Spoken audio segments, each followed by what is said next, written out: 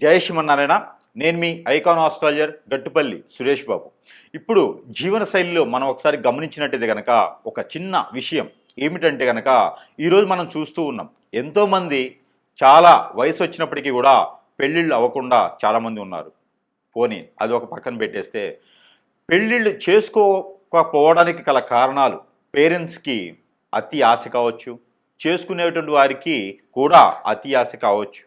మరొకటి, పెళ్ళి అయిన తర్వాత వారి యొక్క ఆధీనంలో ఉండాలి, వారి యొక్క వాల్యూస్లో ఉండాలి అనే ఒక సంబంధంలో కావచ్చు. లేదు అంటే కనుక వీళ్ళకి ఫ్రీడమ్ ఉండదేమో అనుకునే విధంగా. అన్నిటికన్నా ముఖ్యమైనటువంటి విషయం ఏంటంటే కనుక పెళ్లి కాకముందే ఒక రకమైనటువంటి బంధంలో ఉండిపోవటం, ఆ బంధానికి విడిపోలేనటువంటి తత్వం, ఇవన్నీ కూడా మనకి గమనిస్తూ ఉన్నాం. కానీ వీటన్నిటితో పాటు మరొక విషయం ఏంటంటే కనుక అటో ఇటో చేసి పెళ్లి చేసుకుంటారు, పెళ్ళి అవుతుంది.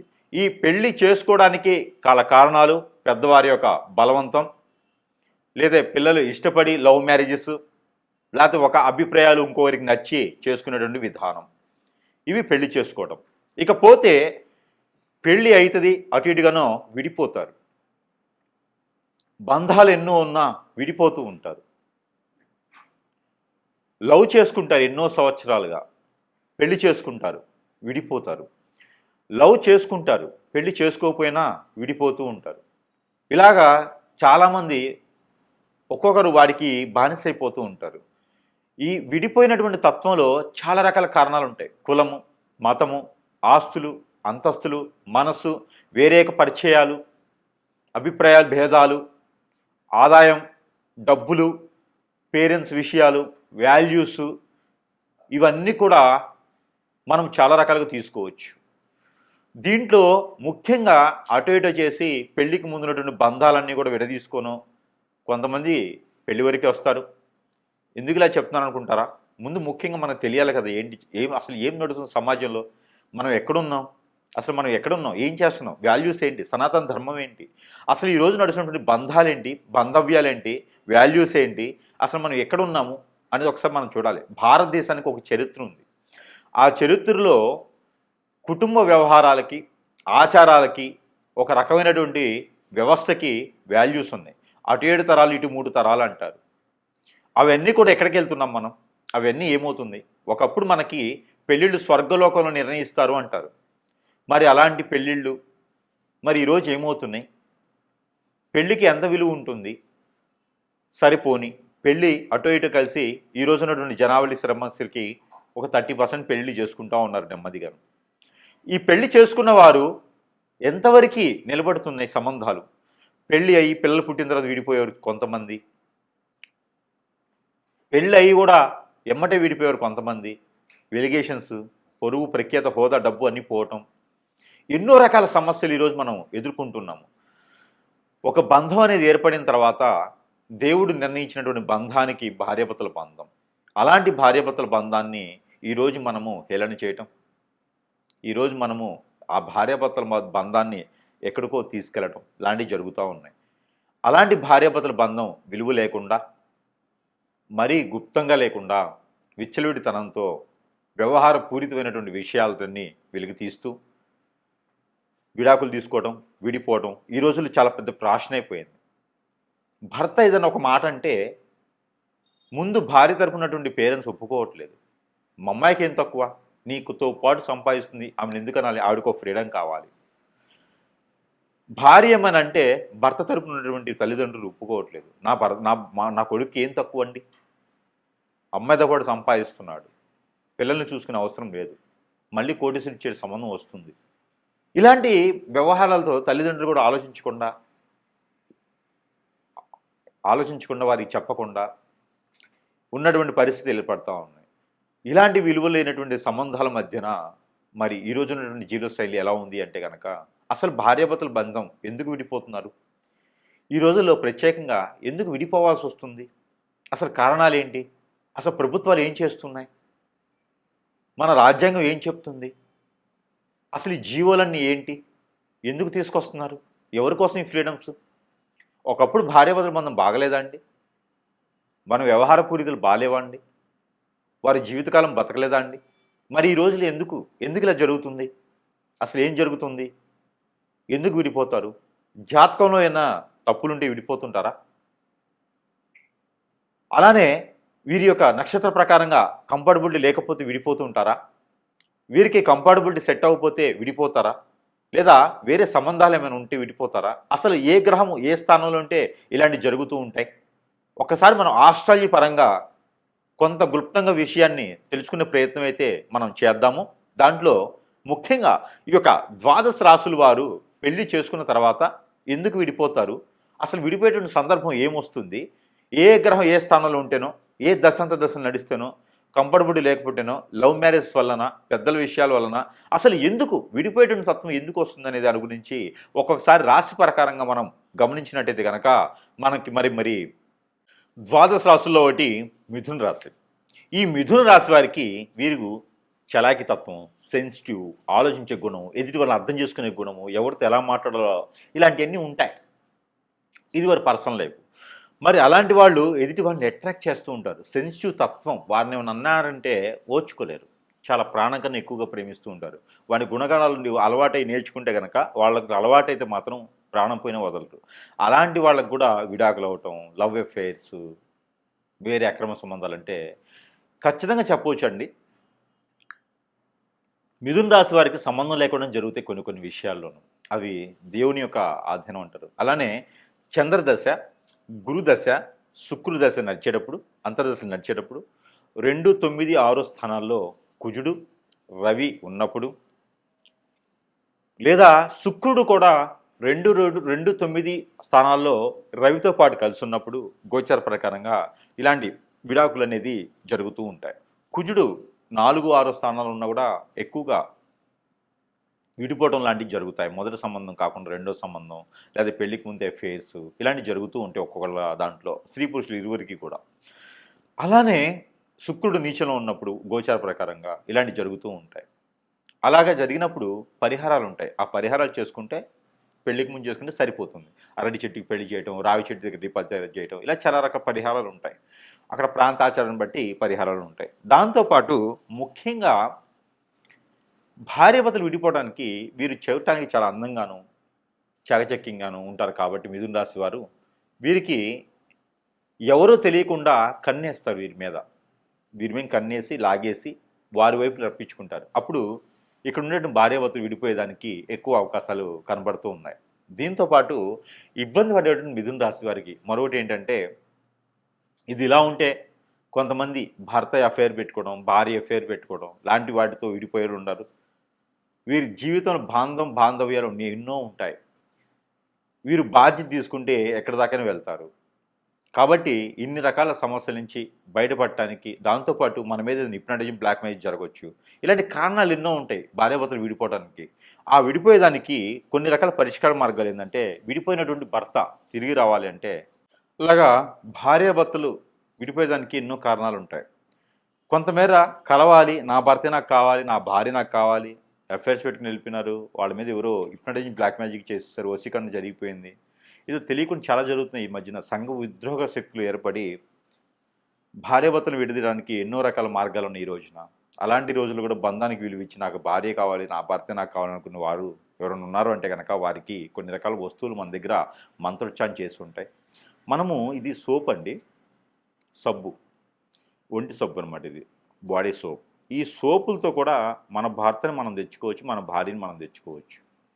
వారిలో ఏమైనా సిమ్టమ్స్ ఉన్నాయి, వారిలో ఏదైనా మార్పు వచ్చింది అన్నప్పుడు ఈ సోపు వారి చేత వాడించండి.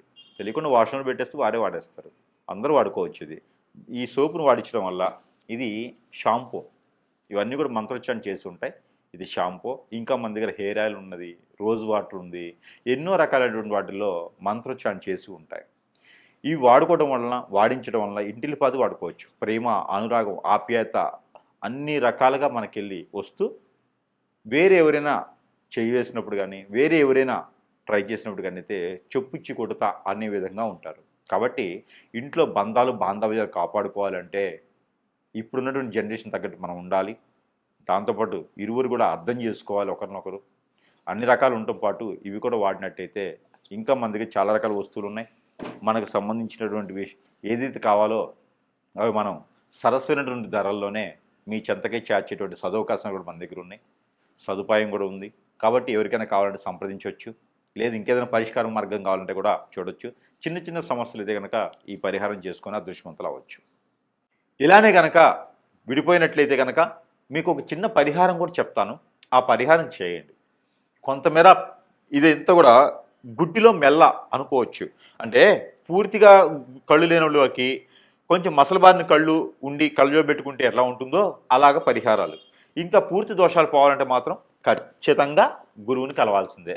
సమీప దూరంలో గురువుని కలిస్తే మీకున్న పరిష్కార మార్గం అయితే చూపించబడుతుంది. అయితే ముఖ్యంగా ఈ పరిహారం అయితే మీకోసం ప్రయత్నం చేయండి. ఇక ఈ ఒక రాశి వారైతే కనుక మీరు ఏం లేదండి, 5 బావిల నీళ్ళు అని ఉంటాయి, లేదా 5 చెరువుల్లో నీళ్లు తీసుకురాండి, లేదా 5 బోరుల్లో నీళ్లు, 5 ఇళ్లల్లో కాదు, 5 బోరుల్లో లేదా 5 బావిల్లో, బావి చెరువు అంటారు కదా, అట్లాగా 5 వాటిలో నీళ్లు తీసుకురావాలి. 5 చెరువుల్లో నీళ్లు తీసుకొచ్చి ఒకటిగా చేయాలి. ఒక దాంట్లో కలుపుకోవాలి. కలిపినటువంటి దాంట్లో కుంకుమ పువ్వు, పన్నీరు, జాజికాయ, జాపత్రి, అనాస పువ్వు, దాల్చిన చెక్క, మిరియాలు, అలానే ఇంగువ, ఇవన్నీ కూడా కలగలిపి ఒక్క తమలపాకులు 2 ఇవి కూడా వేసి మిక్సీ కొట్టాలి. మిక్సీకి వేసి దాన్ని అంతని కూడా పేస్ట్ చేయాలి. ఈ పేస్ట్ చేసింది ఈ పాలలో కలపాలి. తగినంత తేనె కలపాలి. కలిపినటువంటి మిశ్రమాన్ని ఎక్కడైనా సరే దానిమ్మ చెట్టు లేదా సీతాఫల చెట్టు లేదా వేప చెట్టు, రావి చెట్టు, ఈ 2 కలగలిపి ఉన్నటువంటి సమయం అక్కడ స్థలం, వాటిలో గురువారం రోజున, శుక్రవారం రోజున సాయం సంధి వేళలో అభిషేకం చేసి మట్టి ప్రమిదిలో, అభిషేకం అంటే ఆ చెట్టు పాదిలో పోయటం, 3 సార్లు తిరుగుతూ పోయాలి. అలానే ఒక పసుపు కలర్ దారం కానీ, 7 పోగులు వేసినటువంటి వైట్ కలర్కి పసుపు రాసినటువంటి దారం కానీ ఆ చెట్టుకి కట్టాలి. 7 పోగులు 7 సార్లు తిరిగి చుట్టూ కట్టాలి. అది వేసి కనుక అక్కడ చెట్టు కింద మట్టి ప్రమిదిలో 2 ఒత్తులేసి ఆవు నెయ్యితో లేదా కోకోనట్ ఆయిల్తో దీపారాధన చేయాలి. లేదా నిమ్మకాయ తొడిమి ఉంటుంది కదా, అది నిమ్మకాయ తొక్క, అదే వెనక తిప్పేసి కోకోనట్ ఆయిల్ వేసి దీపారాధన చేయాలి. ఇలాగా 3 మాసాలు 3 సార్లు చేస్తే వారంతో సంబంధం, నక్షత్రంతో తిథితో సంబంధం లేదు. గురువారం లేదా శుక్రవారం చేయండి. మాసానికి ఒకసారి ఏం చేయండి. పౌర్ణమి ముందు వచ్చేటువంటి శుక్రవారం, గురువారం చేస్తే చాలా మంచిది. ఇలాగా 3 మాసాలు 3 సార్లు చేయాలి. స్త్రీ పురుషులు ఇరువురు కూడా చేయొచ్చు. ఇది ఎందుకోసం పరిహారం మీకు చేసి ఆ ప్రమిది కింద మీ సమస్య భార్యాభర్తల మధ్యన ఏముందో, ఎందుకు గొడవలు అవుతున్నాయి, ఏదైనా అఫైర్స్ ఉన్నాయా, ఏదైనా సమస్య ఉందా, ఆర్థిక సమస్య, ఆరోగ్య సమస్య, లేదా మాట వినట్లేదా, ఇవన్నీ కూడా సమస్యని ఒక వైట్ పేపర్ మీద కాటుకతో కాజల్తో అయినా రాయండి. మీ భాషలో మీరు రాయండి. రాసి 4 మడతలు వేసి మీకు ఆ ప్రమిది కింద పెట్టండి. ఆ ప్రమిది కింద పెట్టేటప్పుడు మోదుగాకు అని ఉంటుంది. ఆ మోదుగాకు వేయండి. మోదుగాకు పైన ఈ పేపర్ పెట్టండి. ఈ పేపర్ పైన ప్రతిమ పెట్టి దాంట్లో దీపారాధన చేయండి. ఇలా 3 వారాలు 3 మాసాలు చేయండి. దీని ద్వారా విడిపోయినటువంటి వారు కలుసుకునే దానికి చాలా అవకాశం ఉంటుంది. కాబట్టి ఈ ప్రయత్నం మీకోసం. ఈ పరిహారం అయితే ఖచ్చితంగా మీకోసమే. ఈ రాశివారు అయితే కనుక ఒక జాజికాయ తీసుకోండి, తెల్ల జిల్లేడు ఏరు చిన్నది, నల్ల ఉమ్మెత్త ఏరు చిన్నది, ఈ 3 తీసుకోవాలి. ఈ 3 తీసుకొని భోజపత్రం అని ఉంటుంది, మనకి పూజా సామాగ్రిలో దొరుకుతుంది. భోజపత్రం అంటారు. చెక్కతో చేసినటువంటి ప్యూర్ పేపర్ అంటారు అనమాట. పేపర్ అంటే మిషన్లో వేసి రంగరించి పేపర్లో వస్తుంది కదా, అది భోజపత్రం అంటారు. మనకి చూస్తే తెలుస్తూ ఉంటుంది భోజపత్రం అంటే ఏంటనేది. అయితే ఆ భోజపత్రం పైన మీ పేరు, ఎవరైతే విడిపోయారో వారి పేరు రాయండి. రాసి మధ్యలో స్వస్తిక్ వేయండి. ఆ పేరుకి పేరుకి మధ్యన స్వస్తిక్ వేయండి. స్వస్తిక్ వేసి చుట్టూతా కూడా ఇంటూస్ గీయండి. ఇంటూ అష్టదిబ్బందన అన్నట్టుగా 8 ఇంటూ గీయాలి. 8 రకాల ఇంటూలు రౌండ్ వైర్గా గీస్తూ ఉండాలి దానిపైన. అది రెడ్ ఇంక్ పెన్ అయినా, బ్లూ ఇంక్ పెన్ అయినా, బ్లాక్ ఇంక్ పెన్ అయినా రాయొచ్చు. ఆ భోజపత్రం మీద రాసి జాజికాయ, పసుపు కొమ్ములు 2 పోకలు ఒక్కలు, జాజికాయ ఒకటి,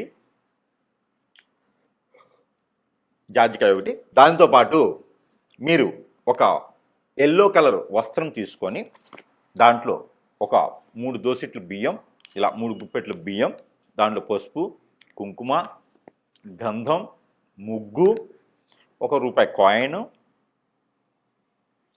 దాంతోపాటు నేను చెప్పినటువంటి పసుపు కొమ్ములు, జాజికాయ, ఒక్కలు ఇవన్నీ కూడా వేసి ముడుపు కట్టేయండి. ఎర్రదారంతో ముడుపు కట్టండి. ముడుపు కట్టి మీ దేవుని మందిరంలో పెట్టండి. రాసిన రోజున ఇది గురువారం, శుక్రవారం రాయాలి. భార్యాభర్తలు కలవటానికి, ఇది విడిపోయి ఉంటే కలవటానికి. గురువారం, శుక్రవారం రోజున ఈ పరిహారం చేసుకోండి. పూజ మందిరంలో పెట్టి చక్కెర పొంగల్ చేయండి. 3 రోజులు చక్కెర పొంగల్ చేసి నైవేద్యం పెట్టండి. నైవేద్యం పెట్టేసి ఆ ముడుపుని 3 రోజుల తర్వాత తీసుకొని వెళ్ళి ఎక్కడైనా పారేడు నీటిలో వేయండి. వేస్తే అంతటితో మీకు విడిపోయినటువంటి భర్త కావచ్చు, భార్య కావచ్చు, ఎలాంటి పరిస్థితులు విడిపోయినా మళ్ళీ తిరిగి వచ్చేదానికైతే ఖచ్చితంగా అవకాశం దొరుకుతుంది మీకు. ఈ ప్రయత్నం చేసి చూడండి. జై శ్రీమన్నారాయణ. ఈ పరిహారం అయితే మీకోసం. ఈ రాశి వారు కనుక ఈ పరిహారం చేసుకున్నట్టయితే కనుక ఖచ్చితంగా విడిపోయినటువంటి భార్యాభర్తలు ఒకటేలా ఉంటుంది, పెళ్లి కానివరకైతే పెళ్లి అయ్యేలా కూడా ఉంటుంది. అలానే ఈ పరిహారం చేసుకోండి, అదృష్టవంతులు అయ్యేదానికి ఆస్కారం ఉంటుంది. మీకున్నటువంటి కుజదోషం, కాలసర్పదోషం, నాగదోషం అన్నీ కూడా కొంచెం మేర ఉపశమనం దొరికేదానికి అవకాశం కనిపిస్తుంది. కాబట్టి ఈ ప్రయత్నం చేయండి. మీకు వైట్ కలర్ దారం తీసుకోండి.